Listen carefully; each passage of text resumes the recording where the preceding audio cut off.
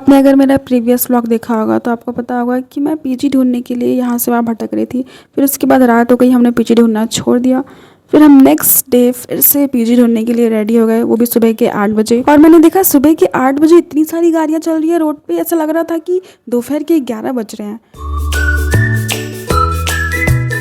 तो हमने कल कुछ पीजी देखा था, हमें आज और कुछ जगह जाके एक्सप्लोर करना था और पापा ने बोला था कि बेस्ट पीजी ही खोजेंगे हम तेरे लिए। मैं फ्रस्ट्रेट हो गई थी पर पापा हमें फ्रस्ट्रेट नहीं हुए थे। बट वन मोर थिंग, यहाँ पे पीजी देखने के लिए अंदर में मैं सिर्फ अपनी मम्मी के साथ जा सकती थी क्योंकि ये गर्ल्स पीजी था। तो यहाँ पे मेंस नॉट अलाउड, इसलिए मेरे पापा भी इस पीजी में अलाउड नहीं थे। मैं जहाँ गई थी पीजी देखने के लिए रूम के अंदर, मैं अपनी मम्मी के साथ ही हर जगह गई थी। मेरे पापा सिर्फ रिसेप्शन में वेट कर रहे थे और हमारा जो होटल था वो पीजी से सिर्फ 800 मीटर 900 मीटर की दूरी पे था। तो पापा बोल रहे थे कि चलो चल के चलते हैं। और ऐसे ही चलते चलते हमने लिटरली 3 किलोमीटर या 4 किलोमीटर चल लिया होगा हर पीजी देखते देखते। फिर फाइनली हमारा पीजी फाइनल हो चुका था और हम गए थे अपने इंस्टीट्यूट। उसके बाद सब कुछ पैसा जेब खाली करने के लिए, पापा का जेब खाली करवाने के लिए मुझे बड़ा दुख हो रहा था। फिर फाइनली हमने अपने इंस्टीट्यूट में अपना सब फॉर्मेलिटी पूरा किया और मैंने अपने इस XLR इंस्टीट्यूट में एडमिशन फाइनली ले लिया है। हम पीजी ढूंढने में सब ढूंढने में इतना ज़्यादा बिजी हो गए थे कि हम भूल गए थे कि हमने कुछ खाया ही नहीं है। फिर हमें बहुत ज़ोरों से भूख लग गई थी और फिर से हम चले गए अपने एक रेस्टोरेंट जिसका नाम था विष्णु पार्क। उसमें वेज थाली बहुत अच्छी मिलती है, तो हमने फिर से वो वेज थाली खाई, नॉर्थ इंडियन फूड, और मुझे मज़ा आ गया खा के। बहुत ही यम्मी टेस्टी रहता है।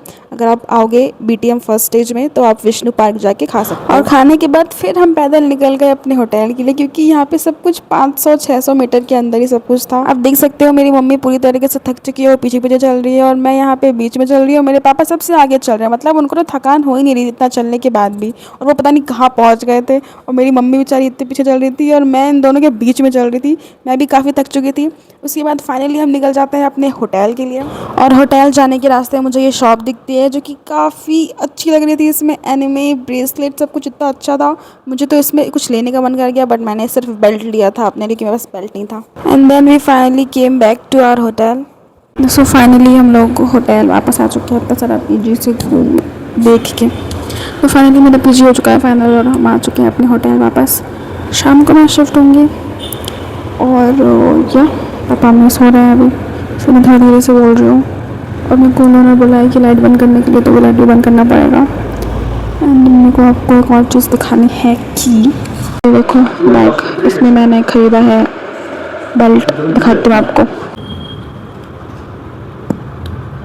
यहाँ पे सब पेपर बैग यूज़ करते हैं which is good, I am impressed.